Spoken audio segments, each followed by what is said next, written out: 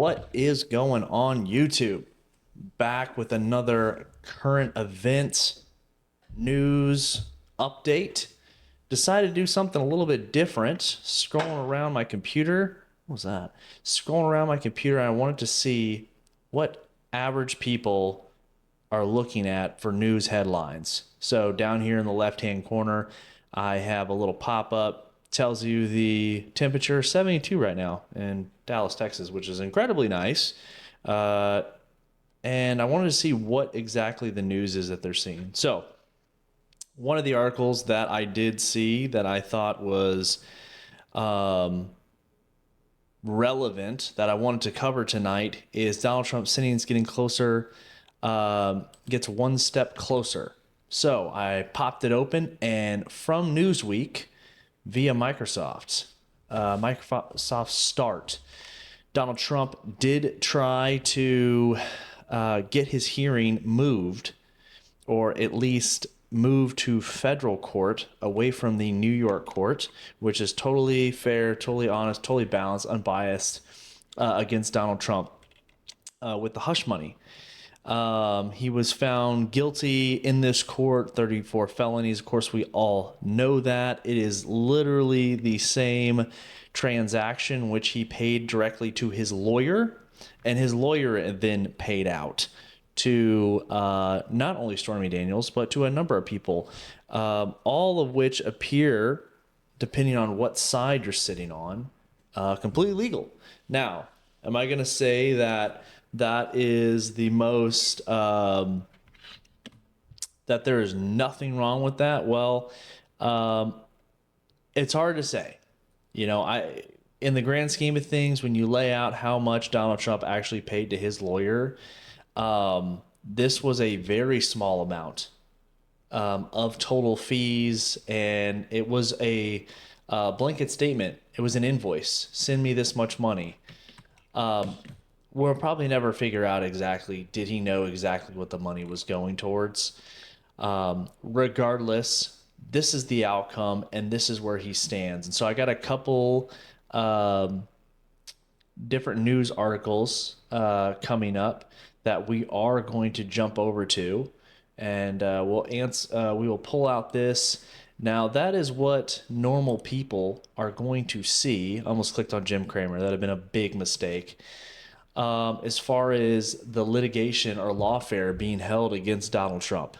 Okay, we're going to just go through a few other things. The Hill is also reporting on this. This is right before in a major election. Obviously, he is the front runner, or apparently, according to the polls, a dead tie. Whether you believe that or not, the polls are incredibly hard to actually judge. 2016, they were way off. 2020, they're a little bit tighter on that.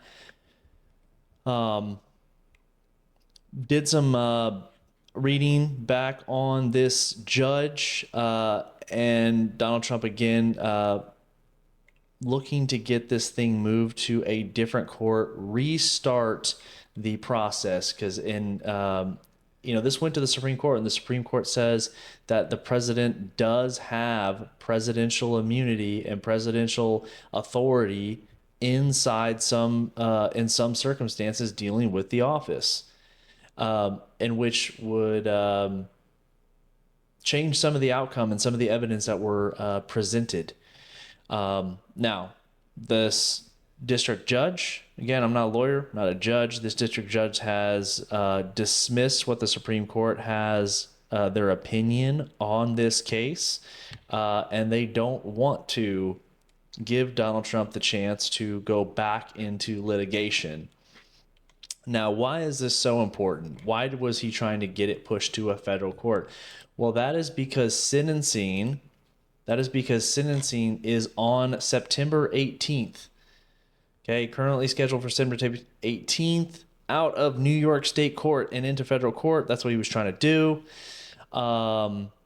Here's the thing about this thing. Donald Trump keeps being complicit into this corrupt system. It's a fundraiser event. It is a media event. Every time they say that he's guilty, every time they convict him, and then every time that he's gotten other cases dropped, it is a massive fundraising boost and a polling boost. His favorability actually goes up with the American people. Again, according to the polls, who actually knows? My question is this, and this should be your question for the American people as well. How many times can he actually walk into this court and they don't actually arrest him? I have not seen any evidence, or no one has made the case to me that the Democrats, and these are all political operatives, the judge is not impartial. None of the judges were impartial. To say that you're going to find a jury inside of New York City that is impartial, they might even be registered Republicans. They are afraid. They are afraid for their lives. They are afraid for their family's well-being. It just takes one nut job, as we've seen in Butler, PA, that no one has their eyes on to do something incredibly stupid. To have this court case inside of New York City, I think is wildly, wildly unfair. I mean, there's really no, it's unfair and it's kind of crazy. If you look at the grand scheme of it all, what are you doing to this country? I mean, do people outside in New York City, of course, New York City, everyone's loving it in New York City. There'll probably be a parade. There was a mass celebration when he was found guilty for the 34 charges. But I guarantee you on September 18th, if they give him some kind of sentencing, whatever it is, there's going to be two things. If they say, we're going to slap you with a fine, 34 felony charges. I don't see at this point, they've kind of backed themselves in a corner. I don't see how they just give the guy a fine. 34 felony charges, right? How do they give someone a fine and walk away? The headlines at that point would be Donald Trump, given preferential treatment on this thing. So if they do that, if they give him a fine, well, there's probably going to be some riots. Or some mass protests that are mostly peaceful. But on the flip side, let's say they decide to take him to jail. Well, what are they going to do? Take him to jail until November 4th? Are they going to roll it to November 20th? You just arrested a former president and the front runner to be president of the United States. I guess it's really ultimately a dare. I mean, that's what this is. This is political chicken into a very dangerous situation on, well, let's just see what the other side's really willing to do. And we know that Republicans in Congress aren't really going to do anything, or in the Senate. The Supreme Court has tried to step in to the best of their ability to regain some sanity over the lawfare that's being held against him. But really, this is political chicken. What are you willing to do? A lot of people on September 18th are going to have to ask themselves if they do decide to arrest him, put him in cuffs and say, hey, you're going to go to jail until, January 19th, right? It kind of gives them the best, hey, if you win, you'll be out for your inauguration, right? If you ever get out. We've seen plenty of cases where the guards fall asleep and the cameras stop working or something like that. Or, hey, you know what? We'll just be, hey, it's a 4-week sentence and you and Steve Bannon can sit in the same cell and you'll both be out. October 29th, I think he gets out, something very close to that. Again, arresting another political opposition operative that is very influential on the MAGA movement, on the precinct chair movement, has a massive show, War Room, that he hosts. Of course, they have tons of guest hosts that everyone is still listening to. However, let's just face the facts that Steve Bannon's delivery and his speeches and his motivation out to the people is so much more than these other guests. And that's just the facts. Peter Navarro is out. However, again, Peter Navarro is a great guy. I bought accidentally bought 2 of his books. I was just trying to buy one and I ended up buying 2 books. But there you go, buddy. I am more than happy with my purchase for that to help you out a little bit so you could kind of try to withstand this legal lawfare as you went to jail. Now, why do I think that they are so serious and I think that they will arrest Donald Trump? This is my prediction right here. Oh, before I get to my prediction, this was just a screenshot of the judge. It clearly appears on the face of the notice and exhibits attached that removal should not be permitted. Good cause has not been shown, and leave to remove the case is not granted. The clerk shall terminate. There's that beautiful signature, September 3rd, 2024, New York, New York.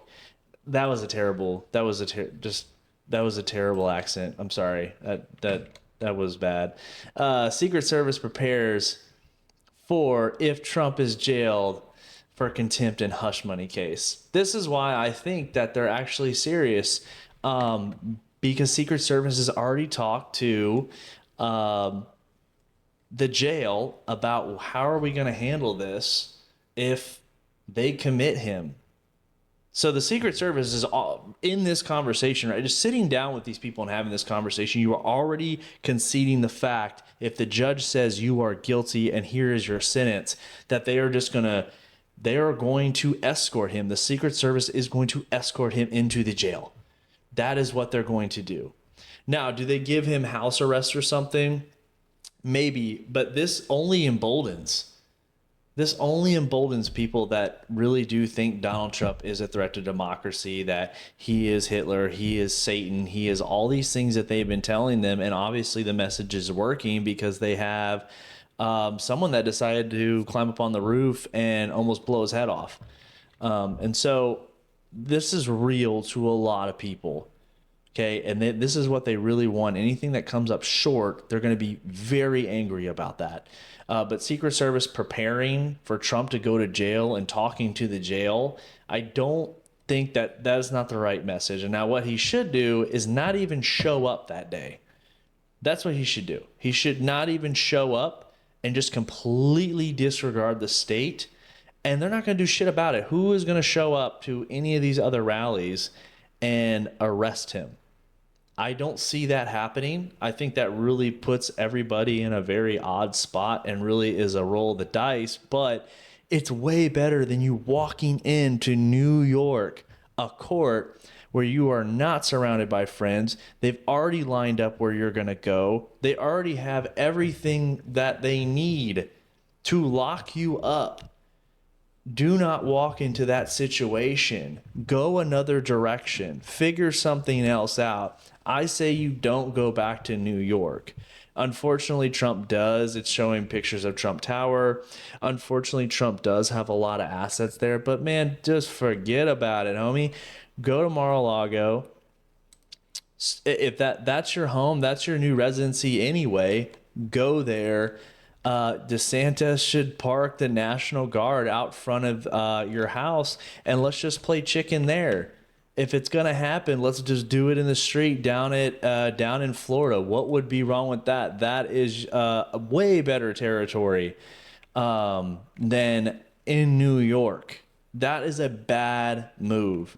That is my opinion. I don't see any reason why Donald Trump would not be arrested and sent to jail. They have never backed off. It's been one lie after another, one impeachment, one fake documentary after another that the Clinton campaign ends up paying for, and the FBI knows it, but they still run it. They wiretap his campaign before he becomes president. I mean, there is no end in sight. And now they've finally gotten you to play along long enough, and here you are staring this down. I think it would be very bad going in there. Here's another one that I wanted to mention. This is just not going to stop. This is going to continue. Even if you win, it's definitely going to continue. If you lose, if Donald Trump loses, this is going to continue to happen more than likely because they want to make an example out of him. That is the thing. They want to make an example out of him, just let anyone else know that shows up. If you want to be like Donald Trump, if you want to show up and you don't want to play ball, we're going to destroy you. House Democrats asked Trump for proof he did not take $10 million cash bribe from Egypt. This is an old case that they're rehashing in the election season. Okay, that's fine. Democrats on the House Oversight Committee asked former President Donald Trump to show proof that he never received any money from Egypt following a recent report of a $10 million withdrawal from a national state-run bank days before Trump became president in 2027. This is a little misleading. There's two things going on here. And by the way, this is from Rep. Jamie Raskin, who we remember lied multiple times, not only under oath, but also on national television that he had evidence he was working with Schiff, that he was going to blow this impeachment case wide open. We were going to impeach Donald Trump, and it just kept going and going until they had absolutely nothing, and they knew they had nothing the entire time. This thing has been investigated. This thing has already been investigated by a probe from the Justice Department and Bill Barr. Here's my thing. If there was anything there, they would have kept going with this. Why let this one die and run with the other 8? There's nothing to this. What they are trying to allude to, that at the time the president of Egypt reportedly learned that in 2019 that a state-run national bank of Egypt had carried out a request to withdraw $9,998,000 packed in bundles of hundreds in 2 large bags. On Jan 15, 2017, withdrawal request was executed on the same day, just 5 days before President Donald Trump's inauguration. Okay, so what they're saying is that from the National Bank of Egypt, the leader of Egypt, which Donald Trump did say that he's my favorite dictator, which is cool. I mean, look, there's dictators in the world, okay? And you have to play ball with them. That's not anything new that a Republican or Democratic president hasn't have to do, and they're going to continue to have to do it long into the future, long till after we're gone. Okay, so you can either play ball with them or not. Playing ball with the dictator or the president of Egypt at the time, I don't think is a dumb idea. It's a good ally to have in the Middle East / step to Africa. He had made a withdrawal of $9,998,000. Donald Trump at the time was going to donate to himself, his presidential campaign, $10 million. Pretty close amount. However, at the time, his advisors said, no, don't donate that money to your own campaign. Use it as loan it to your campaign. So that way in the future, your campaign can pay you back. This is a fairly common practice with politicians at the national level that can actually raise that much money. Remember, most contributions or donations almost all go to the national level politics. Local politicians don't get anything. They get barely any money from anybody. They're mostly self-funded or don't have any funding at all. And that is a major issue for local candidates who are on the ground, who can actually do all the door knocking and get the vote out.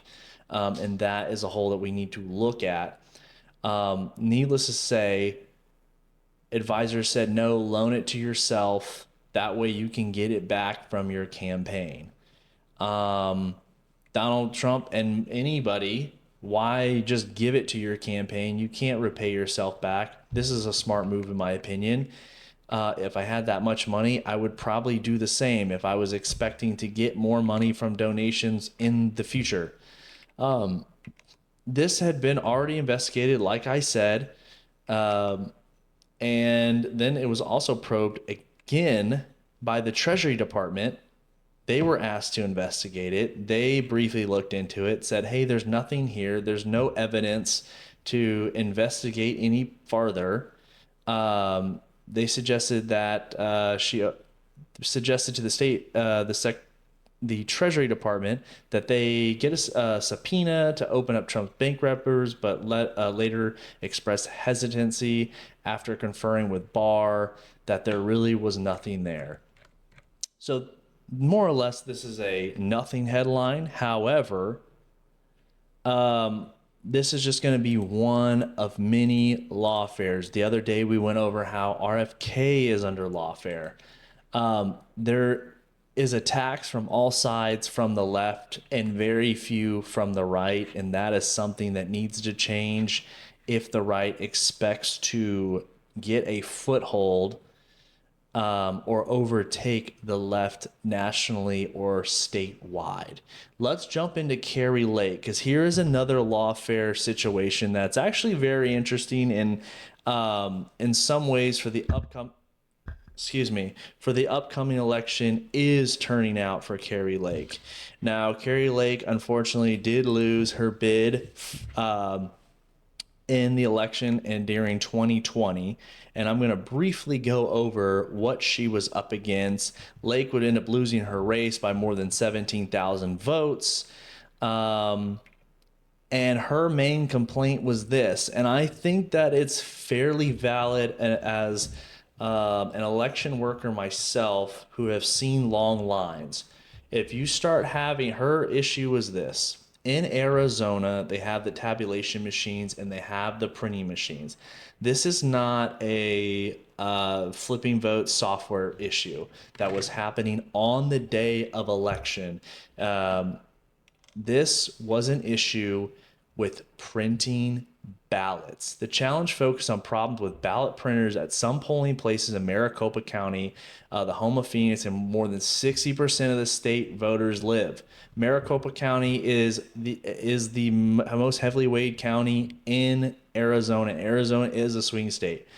The defective printers produced ballots with text that were too light or too small for the paper and therefore couldn't be read by on-site tabulators at the polling place. The confusion lines were backed up in some areas, but the Arizona Court of Appeals concluded no evidence was presented that voters whose ballots were unable to be read by the tabulators at the polling place were ultimately unable to vote. So they voted, right? You could fill it out, but the tabulation machine apparently was not. It was rejecting ballots. Another complaint that she had here, and I think this is probably, this is a very legitimate concern that I think a lot of people have. Still pending a ruling in another lawsuit that Lake filed this year over Maricopa County ballot signature verification process. Again, the mail-in ballots are a huge issue, and we need to address them.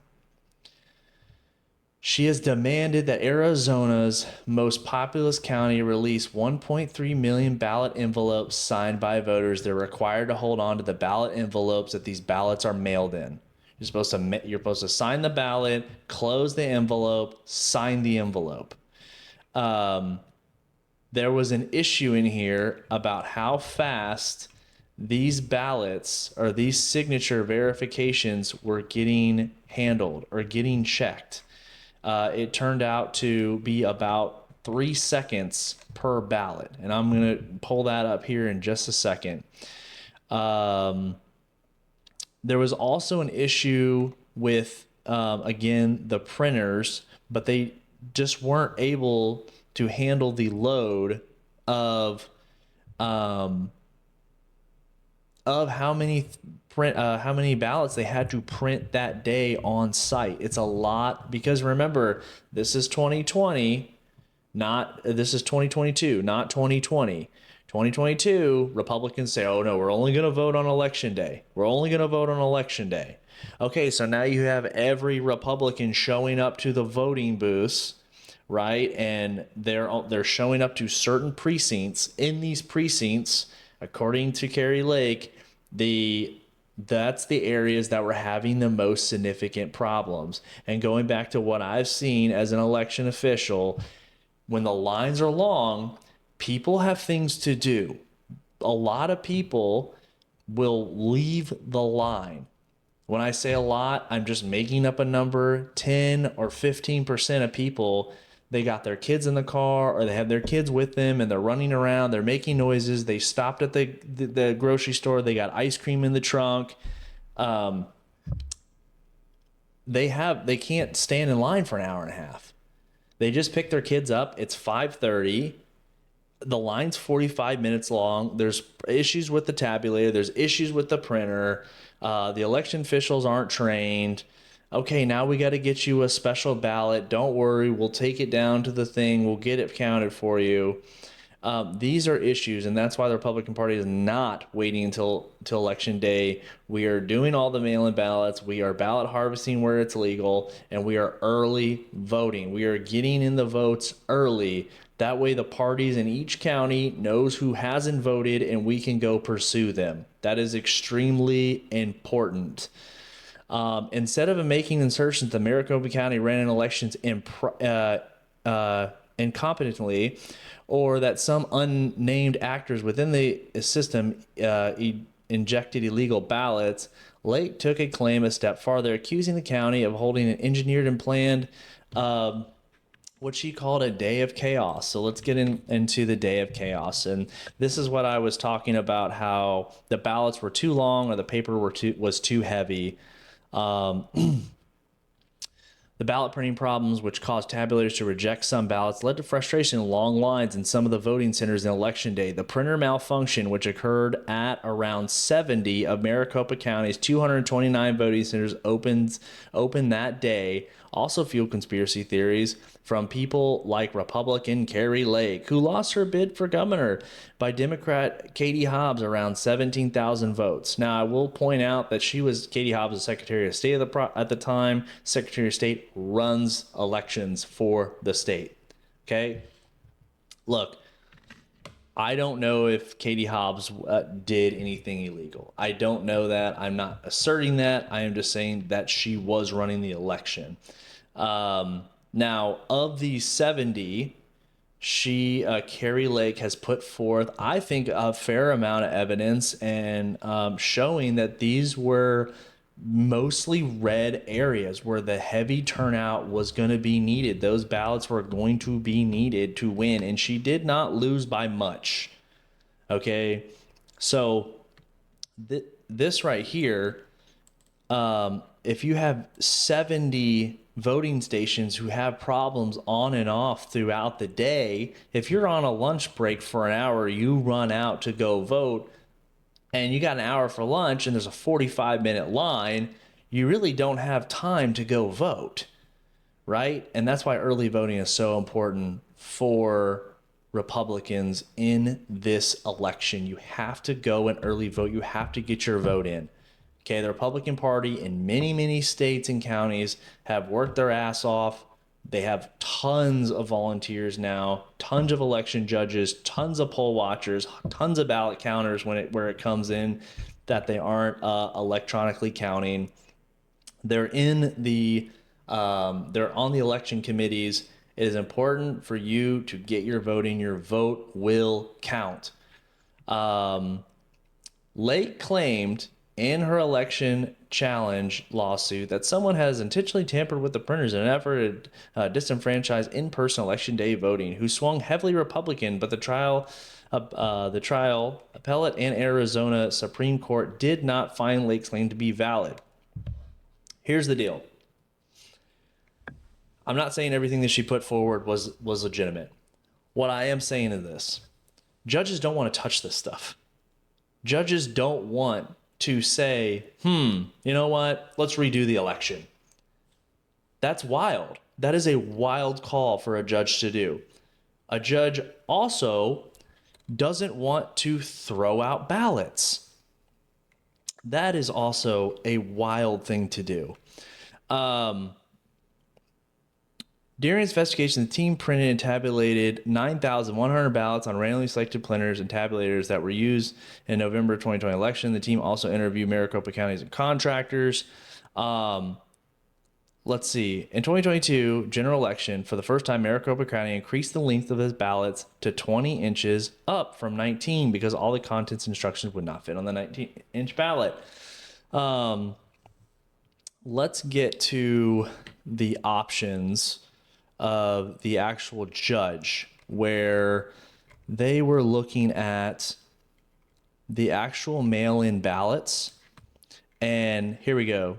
During the 3-day trial, Lake and her lawyers claimed that as many as 275,000 ballot envelope signatures meant to confirm the identity of the voters were reviewed and approved more quickly than humanly possible in 3 seconds or fewer. So let's go back to the mail-in ballots. Huge issue that need to get rid of. If there should be a very small select window of people that can do a mail-in ballot. If you're old, you have a health problem, if you're in the military, if you're out of state legitimately, okay, cool. Do a mail-in ballot. We should not be mailing ballots to everyone in the state. You need to be motivated to go vote. You should not be just, I got it in the mail. Oh, well, if you have one motivated person in the room, or sorry, at the house, let's say it's your parents, or let's say it's, everyone's apolitical. They don't pay attention to what's going on. They're not political at all. But let's say it's me and I live with 6 people and everyone's apolitical except me. I can now lean on them and say, just sign it. I'll fill it out. I'll drop it back in the mail for you. Is that fair? I don't think so. I don't think that that's a fair thing to do. I think people should have to be motivated to go vote. You should have to go wait in line, or you have to go to the polling place and cast your ballot. We made it way too easy. I'm not talking about restricting access. I'm talking about just simply not sitting on your couch to vote. Eventually this yard line is going to keep moving. Okay, the stick is going to keep moving down the field until it's like, hey, we got an app for you. We got an app for you. You can vote all year. Go ahead, download it, take a selfie, and you're good to go. A judge is not going to throw out 275,000 ballots. Now, on its face, would somebody be able to verify a signature that they never seen in 3 seconds or fewer? No. And they didn't. There's no way they did. Now, in this court case, they said that everything was up to par. Okay, that's what they say. I guess you kind of have to go with it. But to verify a signature that you've never seen in 3 seconds or less, well, if you're a Democrat, why would you want to? Why would you really want to verify them? Because you know that the strategy for 2022 was same day voting, and we're not going to use mail-in ballots, right? Well, not anymore. So maybe they'll slow down. And that really goes back to the Republican Party and the strategy, but also the people that are working at the election buildings. If no Republicans volunteer to do that all night, it's only going to be one side counting the ballots. And what's a really bad political mobster joke? Well, it doesn't matter who votes, it matters who's counting, right? We've seen it in the movies, we've heard the cliches, you've read the history books. It does matter to a certain extent. And so fairness and transparency would only make sense that both sides would be there. He went on to conclude that the appellate court should either set aside thousands of votes of